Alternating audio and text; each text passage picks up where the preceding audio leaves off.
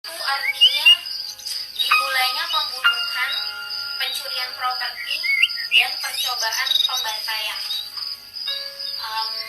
Ini selangkah sebelum pembantaian besar-besaran.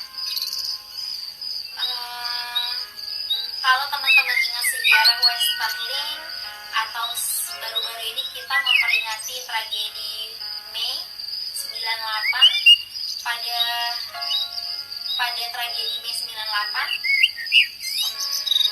Oke, Westerling sama tragedi 98 beda. Saya mau fokus di tragedi 98 aja. Tragedi 98 terjadi bukan hanya pembunuhan, pemerkosaan, juga terjadi pencurian dan penjarahan properti dari kaum Tionghoa, yang mana mereka juga mengalami percobaan pembantaian seperti itu. Jadi ini adalah contoh dari persekusi yang sangat brutal. Dan yang ke-9 adalah eksterminasi. Eksterminasi maksudnya kalau diterjemahkan mungkin pemusnahan. Eksterminasi atau pemusnahan artinya eliminasi atau pemusnahan menyeluruh dari satu grup atau kelompok, bukan pembunuhan. Kata eksterminasi atau pemusnahan ini lebih layak diucap karena orang-orang bagi manusia. Orang-orang yang menjadi target genosida ini sudah tidak lagi dianggap manusia. Jadi bayangkan teman-teman, kalau lagi tiba-tiba nih ada segerombolan kecoa atau nyamuk di rumah, pasti langsung ambil sebotol baygon dan langsung nyemprot sebrutal-brutalnya. Nah, proses itulah yang disebut pemusnahan atau eksterminasi. Atau pada saat teman-teman melihat proses pengasapan di kompleks atau di perkampungan, itu juga bisa dibilang eksterminasi atau pemusnahan. Tapi kan untuk memusnahkan nyamuk atau kecoa, sedangkan dalam hal ini untuk memusnahkan sebagian manusia yang dianggap tidak layak untuk jadi manusia. Dan inilah puncak dari genosida itu sendiri sebenarnya. Dan yang paling mengenaskan, tidak kalah mengenaskan adalah nomor 10, denial atau penyangkalan. Pemerintah yang sudah melakukan genosida atau pemusnahan biasanya menyangkal bahwa telah melakukan kriminalitas. Nah, inilah mengapa juga sangat menyedihkan di banyak tempat, terutama karena ada tensi ketegangan agama, sebagian komunitas agama tertentu mengatakan bahwa Holocaust itu tidak pernah terjadi. Mungkin orang-orang ini harus diberikan tiket jalan-jalan ke Auschwitz atau ke Basel atau ke kota-kota yang menjadi saksi bisu dari pembantaian kaum Yahudi, Gypsy, dan difabel, bahkan kulit berwarna lainnya di masa pendudukan Hitler di Jerman. Jadi kalau ada yang berani lagi ngomong hoax tentang Holocaust, ya kita harus galang dana buat ngirim orang ini jalan-jalan ke Auschwitz, buat lihat tulang belulang, gigi, rambut, dan sisa-sisa dari bukti Holocaust tersebut. Oke, untuk penutupan, sebelum saya menjawab pertanyaan, saya ingin membacakan puisi yang terkait dengan topik malam ini dari Maya Angelou, seorang perempuan yang sangat saya kagumi. Dia menulis buku berjudul And I Still Rise. Itu kumpulan puisinya, dan salah satu puisi yang terkenal adalah Still I Rise. Mungkin teman-teman yang pengen baca lebih khusyuk bisa Google sendiri, atau nanti Pandai akan juga sharing puisi ini di Galeri Pandai. Still I Rise by Maya Angelou. You may write me down in history with your bitter twisted lies. You may trot me in the very dirt, but still like dust I'll rise. Does my sassiness upset you? Why are you beset with gloom? Because I walk like I've got oil wells pumping in my living room, just like moons and like suns, with the certainty of time. heights, just like hopes springing high, still I'll rise. Did you want to see me broken? Both head and lowered eyes, shoulders drops, weakened by my soulful cries? Does my hot highness offend you? Don't you take it awful hard? Because I laugh like I've got gold mines digging in my own backyard? You may shoot me with your words, you may cut me with your eyes, you may kill me with your hatefulness, but still like air I'll rise. Does my sexiness upset you? Does it come as a surprise that I dance like I've got diamonds at the meeting of my thighs? Out of the hearts of histories, shame I rise. Up from a past that's rooted in pain, I rise. I'm a black ocean, leaping and wide, welling and swelling I bear in the tide. Leaving behind nights of terror and fear, I rise into a daybreak that's wondrously clear. I rise, bringing the gifts that my ancestors gave. I am the dream and the hope of the slave. I rise, I rise, I rise. Kalau diartikan kurang lebih, apapun yang terjadi, saya bangkit. Kamu boleh menulisku apa saja sesuka hatimu di dalam sejarah, dengan kebohongan-kebohongan pelintiran yang pahit. Kamu boleh saja menginjak saya di dalam lumpur hitam. Namun tetap saja seperti debu saya akan bangkit. Apakah ketidaksopanan saya membuatmu marah? Apakah kamu merasa terganggu dengan merasa sedih dari ketidaksopanan saya karena saya berjalan seperti saya baru saja menemukan sumur minyak yang terpompa di ruang tamu saya? Persis seperti bulan-bulan dan matahari ombak, persis seperti harapan-harapan yang melambung memantul tinggi, masih juga saya bangkit. Apakah kamu cuma ingin melihat saya hancur, menundukkan kepala dan menundukkan mata, dan melihat pundak saya terjatuh seperti air mata, menjadi melemah dalam emosi, dalam air mata, tangisan yang emosional? Apakah kearoganan saya membuatmu tersinggung? Ya sudah, tidak usah ambil serius, karena saya tertawa seperti baru saja menemukan tambang emas yang saya gali di halaman belakang saya sendiri. Kamu boleh saja menembak saya dengan kata-katamu. Kamu boleh saja memotong saya dengan matamu. Kamu boleh saja membunuh saya dengan kebencianmu. Tapi tetap seperti udara saya akan terus bangkit. Lalu apakah keseksian diri saya membuatmu marah sebagai perempuan?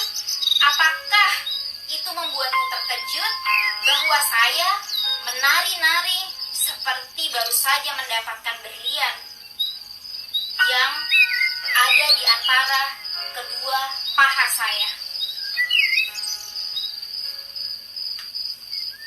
Terlepas dari kabin, kemaluan, atau aib sejarah, saya masih bangkit. Masih dari masa lalu yang mengakar rasa sakitnya, saya bangkit. Saya adalah samudra hitam yang melompat tinggi dan dengan lebar terus melompat tinggi. Membaik dan membengkak, saya mampu menahan gelombang. Meninggalkan di belakang malam-malam yang pernah menjadi teror dan ketakutan, saya bangkit. Menuju fajar yang luar biasa cerahnya, saya bangkit. Membawa hadiah-hadiah dari para pendahulu yang sudah diberikan. Dan saya adalah mimpi dan harapan dari para budak. Saya bangkit. Saya bangkit. Saya bangkit. Rest in peace. for Maya Angelou. Semoga ia bisa beristirahat dalam damai. Nah, sisa 10 menit terakhir saya akan berusaha menjawab pertanyaan teman-teman. Sekali. Halo Destia. Halo Mas Eko, Mas Romi, halo Wulan. Iya nih Mas Romi, karena malam ini tidak ada yang membantu, jadi saya tampilannya miring landscape, mohon maaf kurang nyaman. Halo Elga, Melina, halo Mr. Andrew, halo Wulan, halo Jack, siapa itu? Halo Ibu Pendeta Yesi, halo Bintang, halo Mas Widarmika dari Indo Relawan, halo Suseno Arya Ahmad, halo Jojo, halo Gilang, halo Kevin, halo Safril.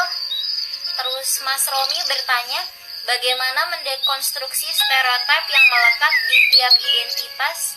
Pelabelan identitas tertentu menyebabkan manusia bisa mengkonstruksikan garis demarkasi as and them. Oke, saya simpan dulu. Dimana jika pihak yang memiliki otoritas tidak bisa mengelola keberagaman tapi justru memelihara praktik diskriminasi dan stigma kepada identitas tertentu seperti kelompok minoritas seksual misalnya. Pasca 911 juga berdampak besar stigma terhadap identitas seperti perempuan berhijab yang menarik garis as dan dem baik di barat dan dunia Islam. Halo Vianari, dan ada dari Jo. Hai Isti, menurut kamu berdasarkan 10 tahapan genosida saat ini, Indonesia sudah sampai di tahap mana dan kira-kira gimana solusi untuk penetralisir hal itu? Sukses untuk Pandai. Terima kasih. Oke. Halo Iqbal. Oke. Masih ada 5 menit. Sepertinya Mas Romi tidak benar-benar bertanya, tapi sekedar membagikan pemikirannya. Memang benar, biasanya pasca tragedi-tragedi besar, contohnya seperti pasca 911, 911 ya, terjadi, bisa dibilang itu adalah cara survival atau defense, pertahanan dari orang-orang yang merasa tergencet atau takut karena ditampilkan oleh media dan pemerintah setempat bahwa pelaku dari 911 adalah kelompok tertentu dengan karakteristik tertentu, sehingga salah stereotipe yang mana menjadi defense atau perisai diri dari masyarakat untuk tidak berjumpa atau tidak berinteraksi dengan orang-orang yang mirip dengan pelaku 911. Jadi pertama bisa dimaklumi ketakutan tersebut, dan saya juga sempat mengalami diskriminasi pada saat saya masih memakai hijab. Saya berangkat ke Amerika dan Jepang, saya mendapat random security check dan ditahan, hampir tidak jadi masuk pesawat karena saya dianggap teroris, karena saya membawa buku-buku studi terorisme dan konflik saat itu. Jadi saya dianggap mencurigakan. Saya bisa merasakan kesedihan itu waktu itu sebagai seorang wanita berhijab. Yang bisa kita lakukan adalah jika kita menyaksikan yang seperti itu, kita membantu sebisa mungkin untuk menolong mereka yang ditindas atau didiskriminasi karena kejadian seperti itu. Ini seperti orang yang tidak ikut makan nangka manis tiba-tiba kena getahnya, dan getahnya lengket banget, nggak bisa dibersihin. Jadi kita semampu mungkin buat membantu orang yang misalnya kita menjadi saksi mata. Tapi kalau kita merasa kita tidak punya kekuatan untuk membantu karena kita merasa tidak berani atau kita merasa tidak kuat, belum mampu, mungkin setelah kejadian kita bisa mendekati si korban dan seperti memberikan simpati atau empati kita dengan menguatkan seperti itu. Memang sangat tidak mudah, dan apalagi kalau diri kita yang mengalaminya langsung seperti itu. Mungkin Mas Romi bisa membantu sharing lagi lagi saran-sarannya dengan menuliskan tulisan refleksinya. Saya tunggu, tulisannya sangat bagus sekali. Oke, halo Deo. Oke, dan yang terakhir saya akan menjawab pertanyaan dari Jo sebelum pamit. Jo ini keren banget, lulusan dari Universitas Pertahanan yang sangat concern dengan isu perdamaian dan konflik juga. Seorang Tionghoa yang keren juga, sahabat saya di Presiden University dulu. Oke, saya merasa Indonesia sudah melakukan pola 10 langkah genosida ini berkali-kali. Sayang sekali tidak pernah disadari, atau sebenarnya pemerintah sadar tapi merasa tidak perlu dulu untuk membahas dan memprioritaskan masalah ini. Makanya tadi saya sebut bangkai-bangkai kasus kekerasan HAM berat yang menumpuk bertahun-tahun dan tidak pernah disentuh hingga busuk seperti itu. Jadi kita tidak benar-benar berada atau stuck di satu tahap saja. Kita berada di vicious cycle atau lingkaran setan yang terus berulang dan dari diri kita harus bisa mulai berani untuk memutus rantai ini, memutus lingkaran setan ini. Caranya bagaimana? Caranya dengan semampu kita menjadi orang yang tidak bodoh. Seperti di bukunya Profesor Victoria Fulton, kita berusaha untuk decolonizing peace.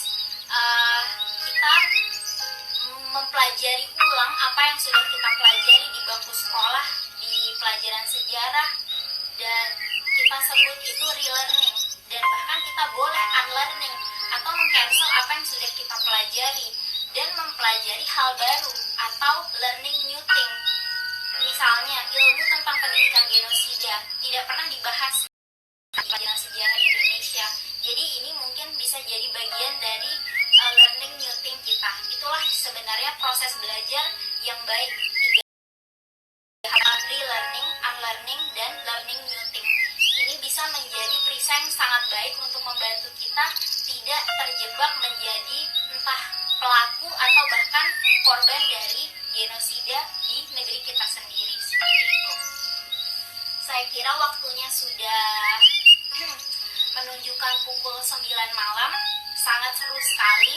Malam ini ramai sekali yang hadir. Saya sangat bersyukur dan terima kasih banyak. Bagi teman-teman yang suka bermeditasi, kami juga memiliki inisiatif baru bernama Humane Human. Silahkan cek Instagram